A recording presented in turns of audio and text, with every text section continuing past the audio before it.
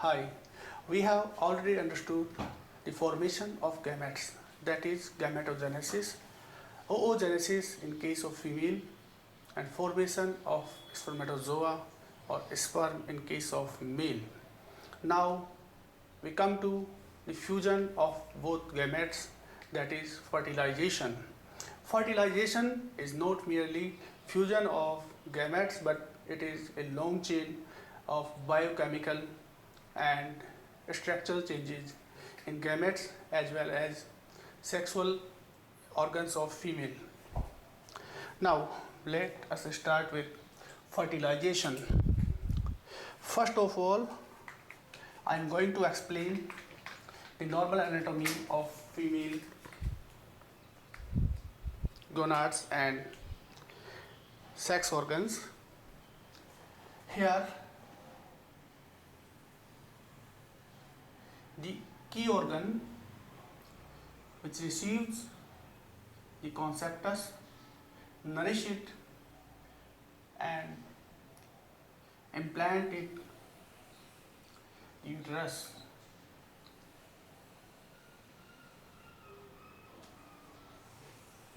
It is having cervix, which is having very narrow lumen,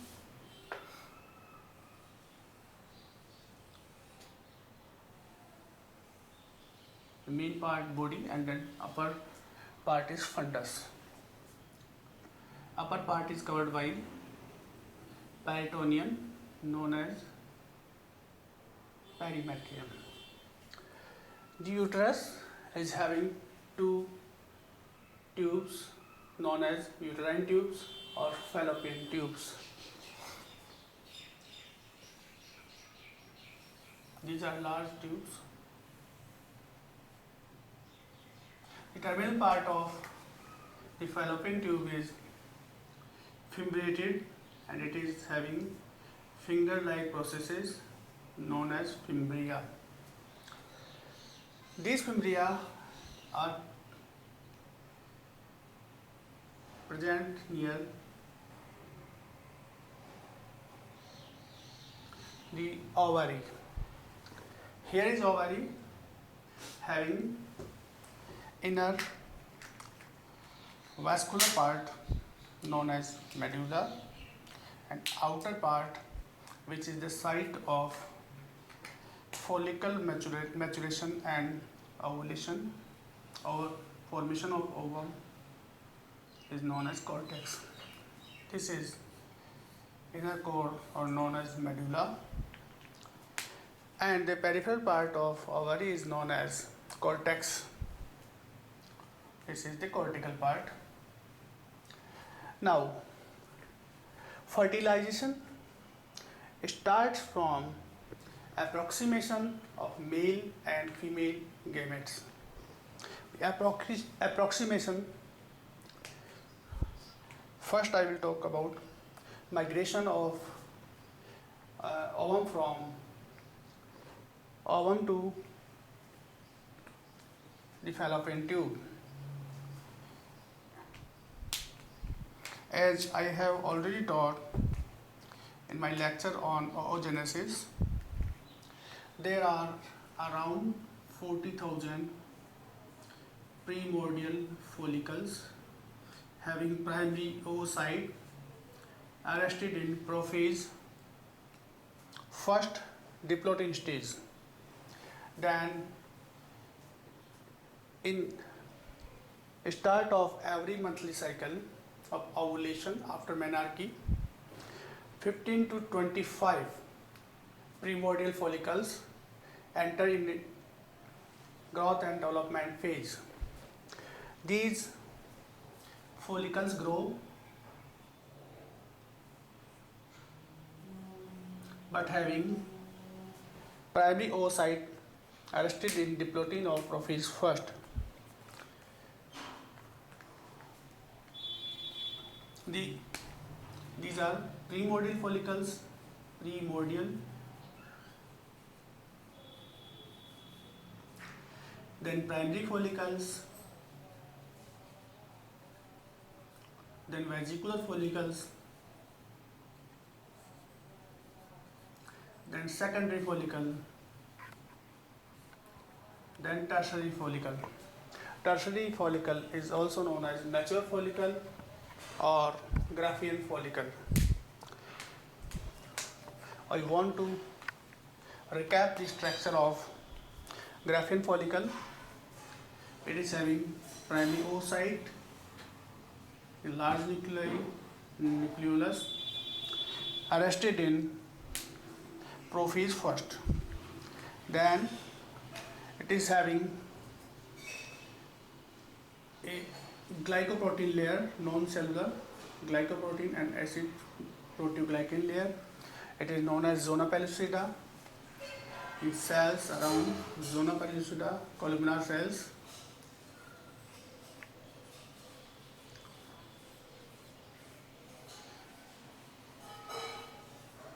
These are cells of zona granulosa. Cells of zona granulosa will develop a cavity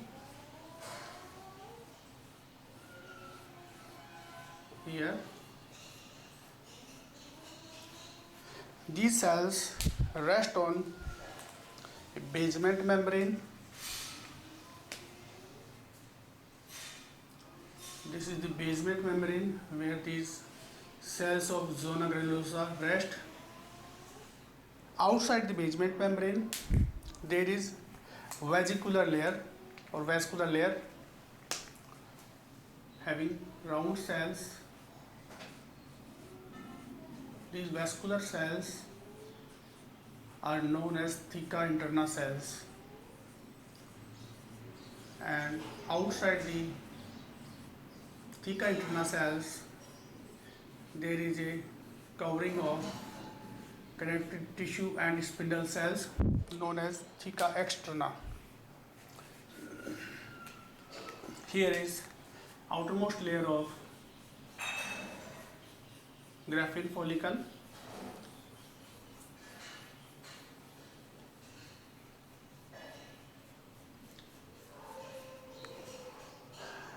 So here is theca externa.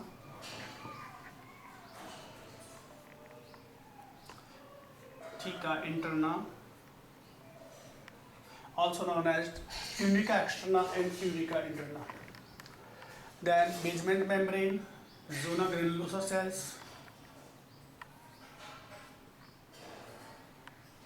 then antrum or cavity or antrum folliculi, antrum, then the cells around the primary oocyte and outside zona pellucida and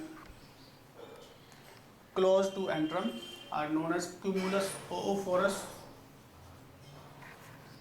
Cumulus oophorus, also known as cumulus ovaricus. Ovaricus. These cells present between the outermost layer of zona granulosa and cumulus oophorus are known as discus proligerus. Discus proligerus. Now, before 3 hours of release of this ovum from ovary,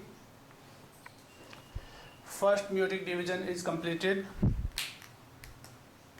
This is the structure of secondary follicle, and this is vitelline membrane, and between vitelline membrane and zona pellucida here is space known as perivitelline space.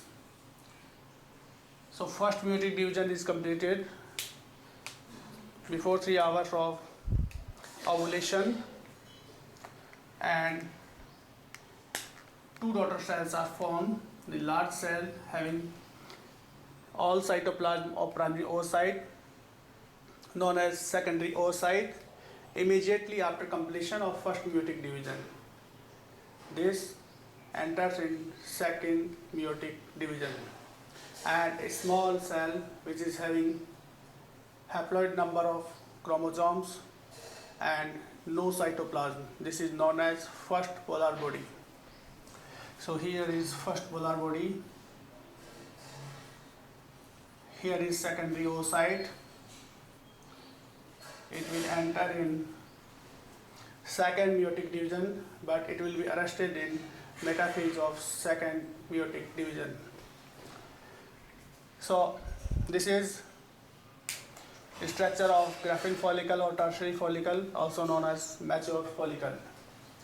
This follicle occupy the wall span of cortex of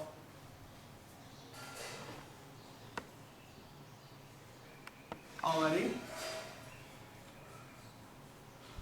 These are theca externa cells and connective tissue.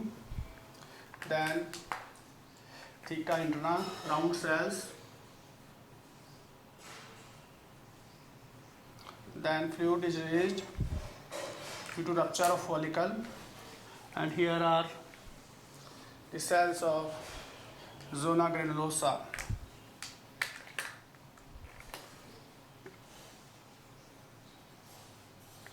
And this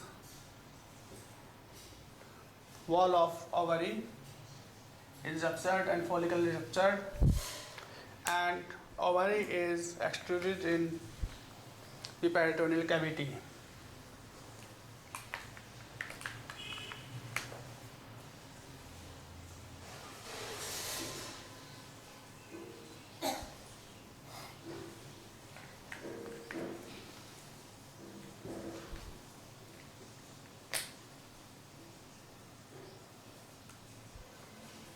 Here is secondary oocyte,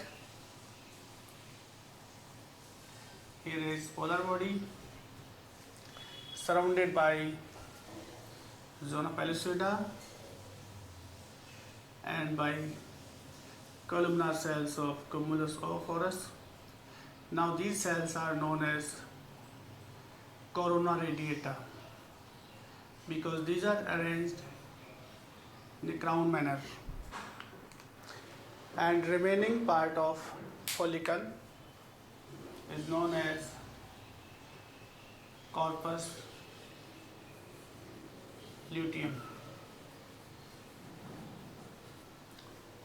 So these all activities are under the hormonal control. These theca cells secrete the androgen precursor steroid. This steroid is diffused in the granulosa cells, and under influence of LH, this androgen precursor hormone is converted in estrogen. From negative to positive feedback, estrogen stimulates secretion of more luteinizing hormone from anterior pituitary. This hormone increases the pressure of follicle and increase the activity of collagenase enzyme, which dissolve the wall of follicle and ovary. When this ovulation takes place by the influence of luteinizing hormone, the fibrated end of fallopian tube start sweeping movements around the ovary like this. These sweeping movements and peristaltic contraction of smooth muscles of fallopian tube will capture the released secondary oocyte or ovum. This ovum is taken by the fimbria of ovary.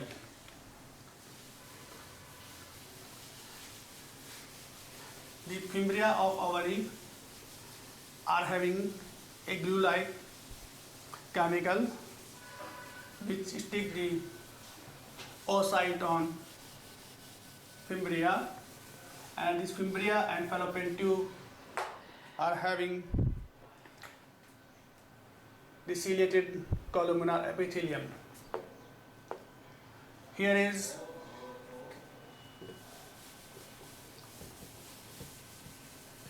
I am drawing this part of fallopian tube here. So this is fallopian tube, fimbria,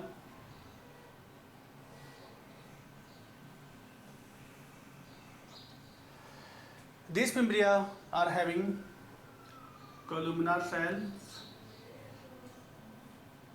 which are having large cilia.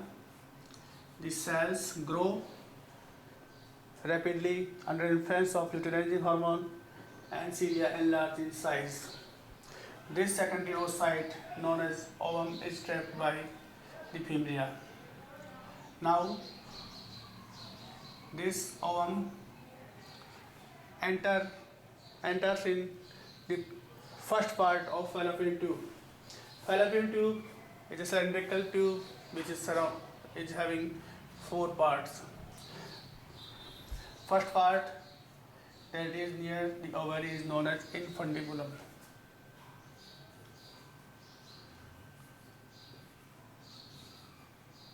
The second part, the most wide part and longest part is known as ampulla. The third part is narrow and short is known as isthmus. And part which is inside the wall of uterus is known as interstitial part or intramural part. Intramural part. Now what happens? The secondary oocyte taken by the first part of fallopian tube or infundibulum. Now this ovum moves towards the ampulla.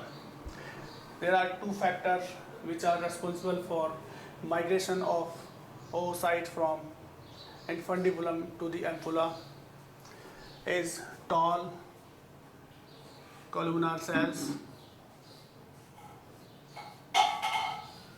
the beat of cilia is towards the uterus.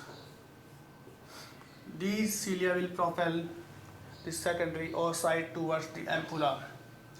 Besides the tall columnar cells, there are some cells which are not having cilia. These cells are secretory in nature and known as PEG cells. These are PEG cells. These are secretory in nature and nourish the sperm and the oocyte. And when zygote is formed, these cells also nourish the zygote.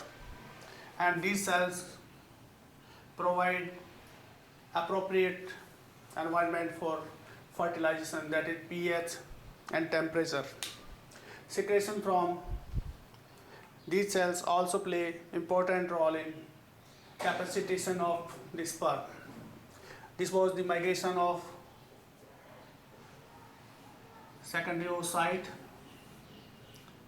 covered by coronary data and zona pellucida.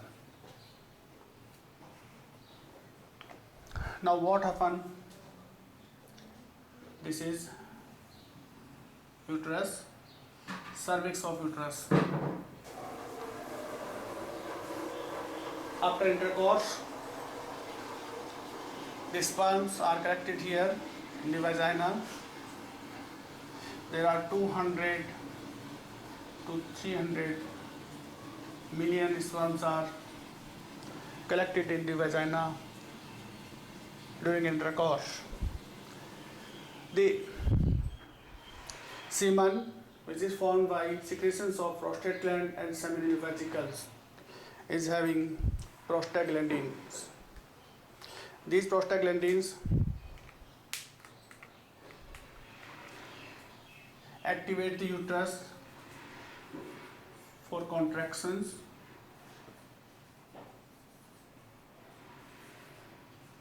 Prostaglandins leads to contract the uterus. So there are contractions, active contractions of uterus after intercourse.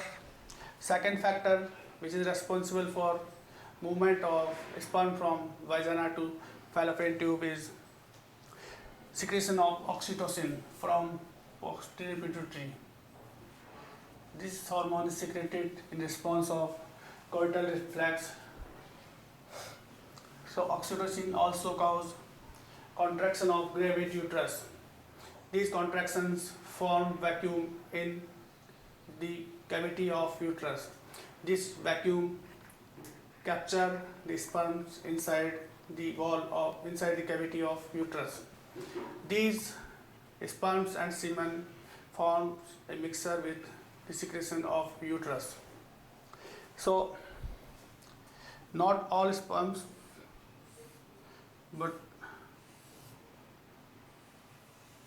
sperms in large quantity reach in uterine cavity and form a mixture with uterine secretions.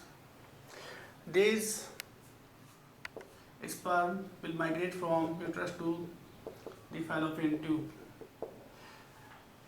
There are 200 to 300 million sperms, but only 200 to 500 sperms reach in fallopian tube.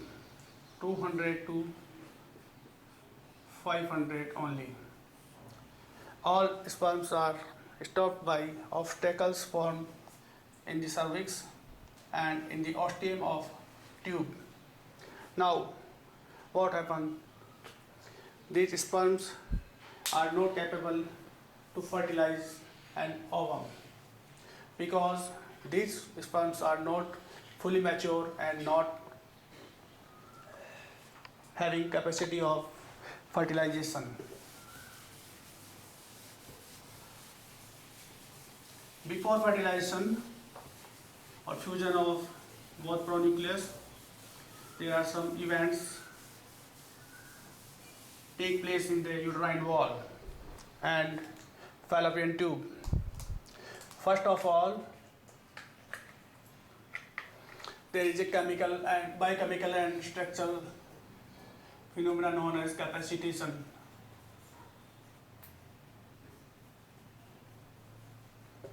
Then second is acrosomal reaction.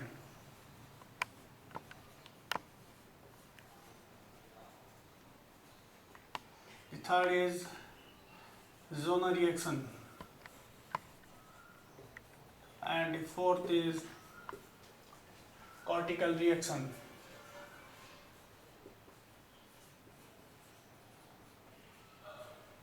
Now we will talk all four phenomena one by one. Capacitation is active washing or active detergent like reaction.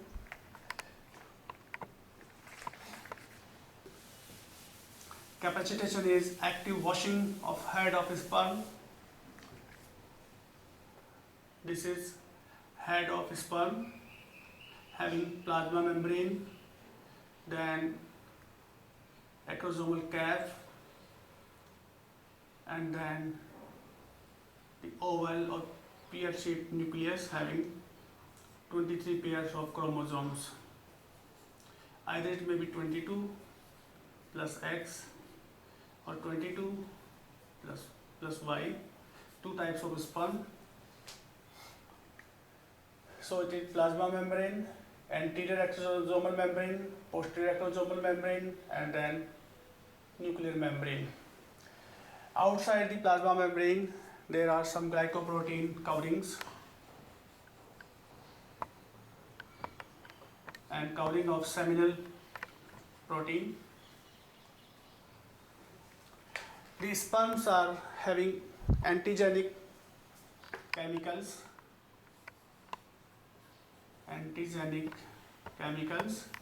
known as anti-fertilizing.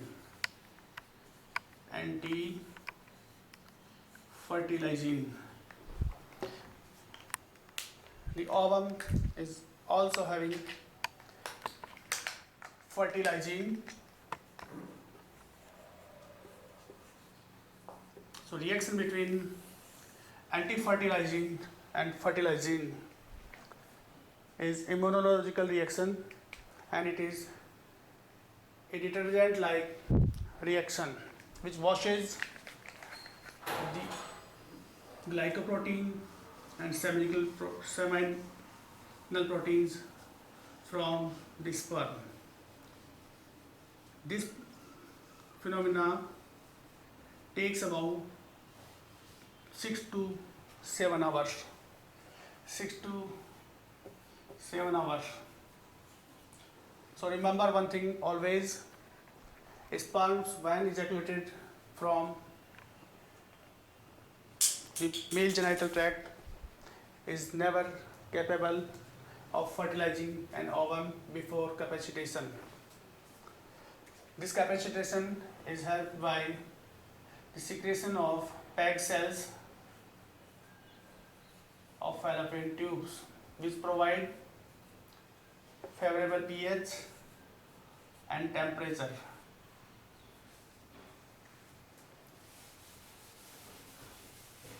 When these sperms 200 to 500 are capacitated, this sperm will surround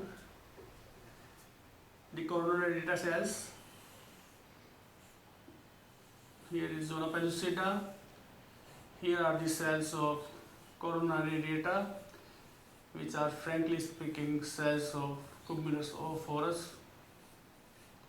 These cells are arranged in crown-like manner, so known as coronary radiata. Here are sperms which come in close contact with the ovum,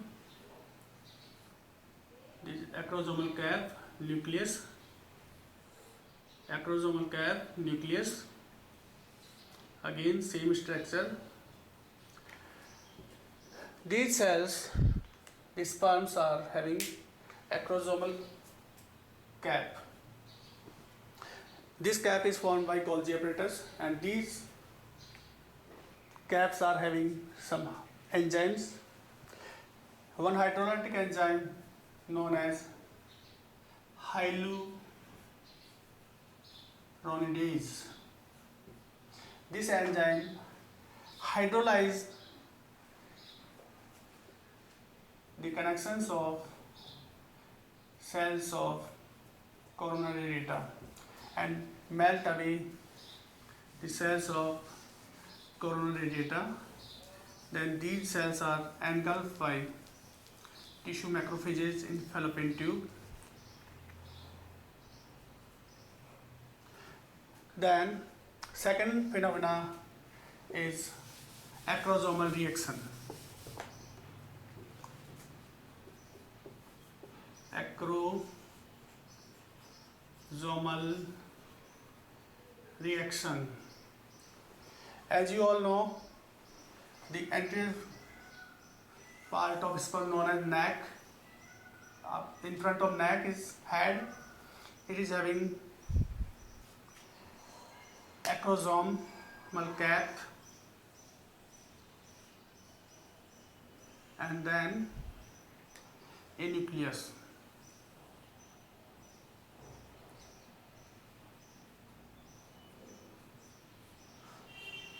This acrosomal cap is having many enzymes which are hydrolytic and proteolytic in nature. This is plasma membrane. This is anterior acrosomal membrane.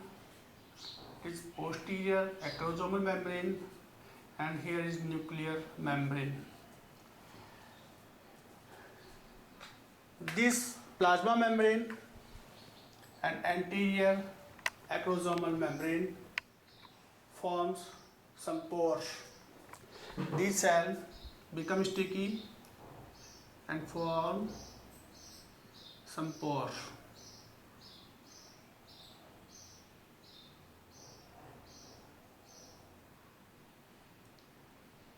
It is having some enzymes, glycoproteinase, acid phosphatase, and proteases. These secretions or enzymes come out of the acrosomal cap, and this sperm which conquered the oocyte will connect the zona pellucida here.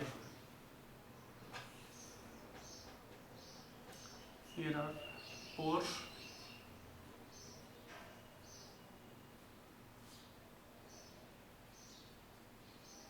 and here are acrosomal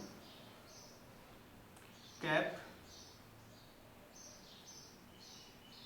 and here is nucleus. So these secretions will come out,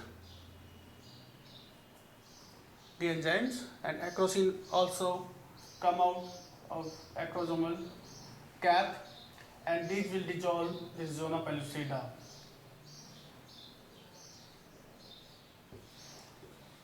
Here, this zona pellucida is having ZP3 receptors, and this acrosome is having glycosyl transferase receptor. So ZP3 from zona pellucida and glycosyl transferase from sperm attach with each other. Acrosin comes out, acrosin enzyme comes out, and these enzymes will melt the zona pellucida. At the same time, the zona reaction takes place.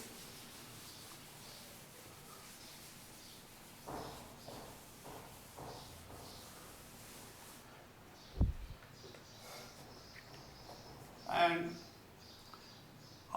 it will detach all sperm from secondary oocyte. So only one sperm will enter inside the oocyte.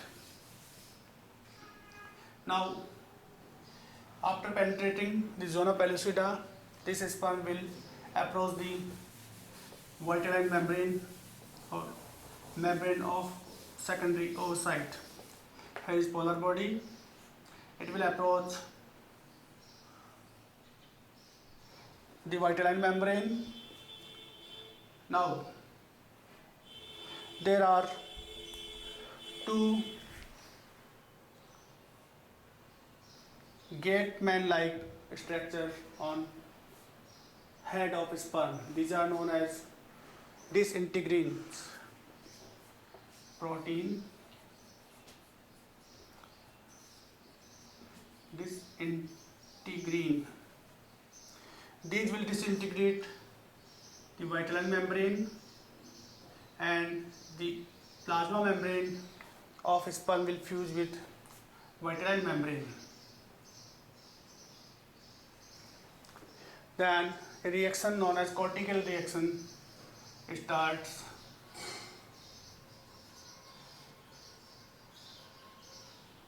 This cortical reaction will lead to accumulation of cortical granules inside the vitelline membrane, and these granules will hydrolyze the ZP3 receptor on zona pellucida, and with zona reaction, this cortical reaction also make the vitelline membrane impermeable for the other sperms, and it will prevent the polyspermy. Zona pellucida is having ZP3 receptors. These receptors are hydrolyzed by the cortical granules. So only one sperm enters inside the primary oocyte. Now it is secondary oocyte. Enters in secondary oocyte or ovum.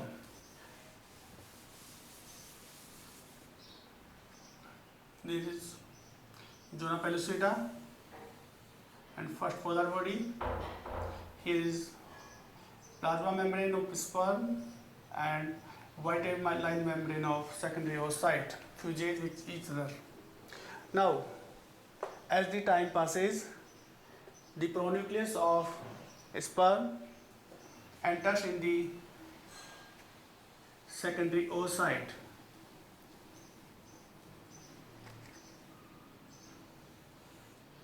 Here is female pronucleus. Now it is known as ootid. Now, this attachment will lead to a calcium wave.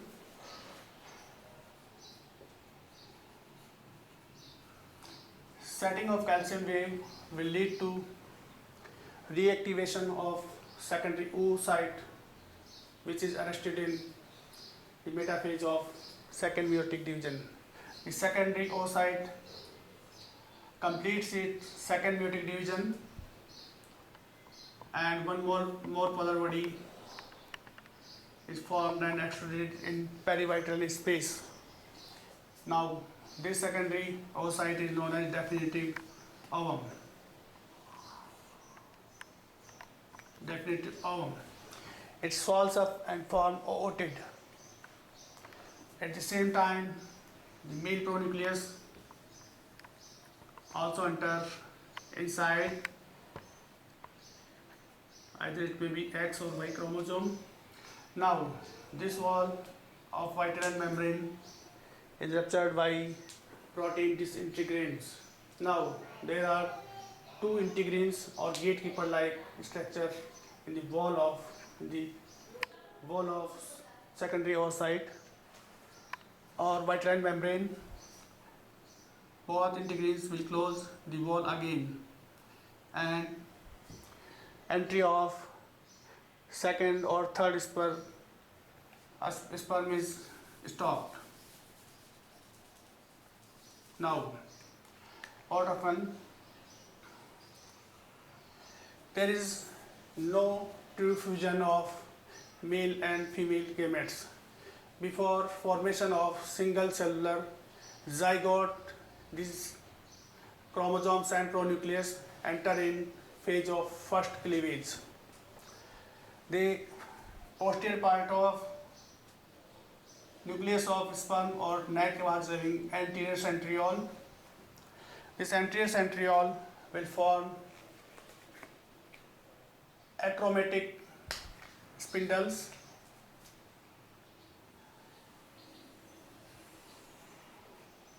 and this spindle will copy itself and other will migrate on opposite side. Before fusion of male and female pronucleus, the amount of DNA is double. That it was 1N, now it will be 2N. So these cells will arrange on equatorial plane of metaphase of first cleavage, like this. Before formation of unicellular zygote, there will be two cells by cleavage known as blastomeres.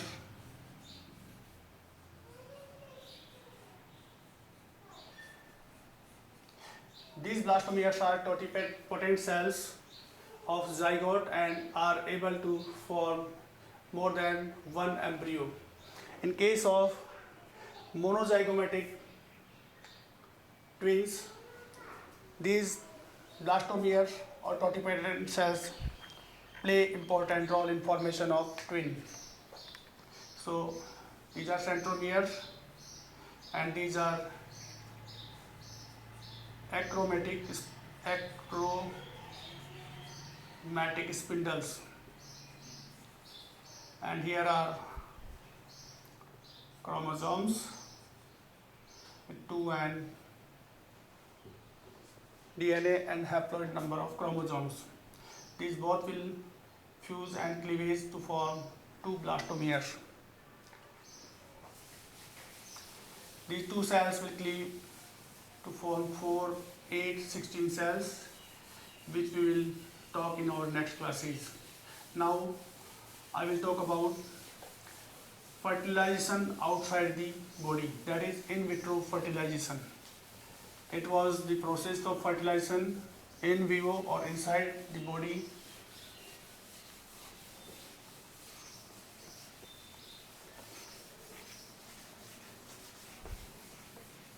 Now I will talk about in vitro fertilization.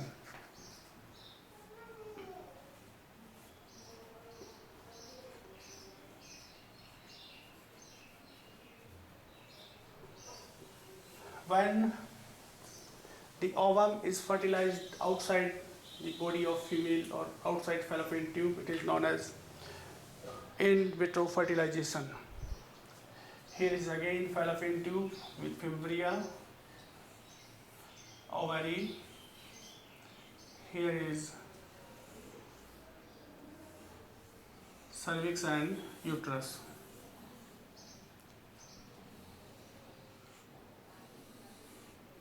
Sometimes when fallopian tubes are blocked or impotent, tubular impotency or atresia of uterus, atresia or malformation of uterus or impotent fallopian tube, or some other diseases where fertilization is not possible in fallopian tube.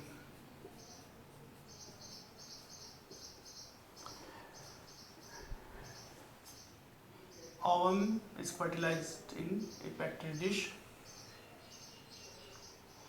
In this process, before aspirate the oocyte or follicles from the ovary, HCG hormone is given to female. HCG, human chorionic gonadotropin hormone, is given by injections, and an ovulatory medicine known as clomiphene citrate is given to induce oogenesis and formation of follicles. When HCG and clomiphene is given, follicles grow and develop rapidly, and under USG guidance, an aspirator is introduced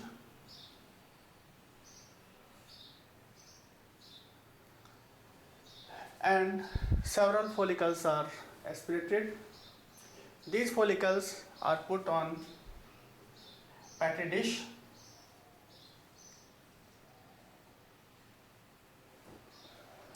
These follicles are studied under microscope when two cells are seen in perivital space.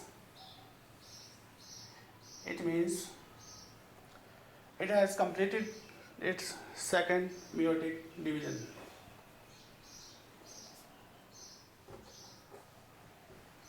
Sperms are installed. Before putting sperms on petri dish, these are treated by ionic solution, ionized solution for capacitation, and these sperms are put on the disc with follicles. When there are two cells, two polar bodies, 3 to 4 zygotes from petri dish are injected in cavity of uterus,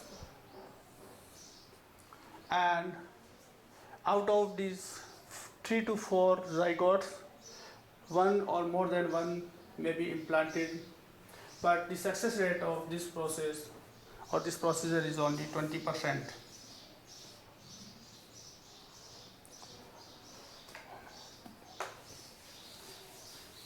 In surrogacy or surrogate mother case, ovum of a female is taken and it is fertilized with her husband or some donor, and the zygotes are injected inside the uterus of other woman who is known as surrogate mother. It was all about the fertilization and in vitro fertilization. In next lecture, I will talk about further development of blastomere, blastula and zygote.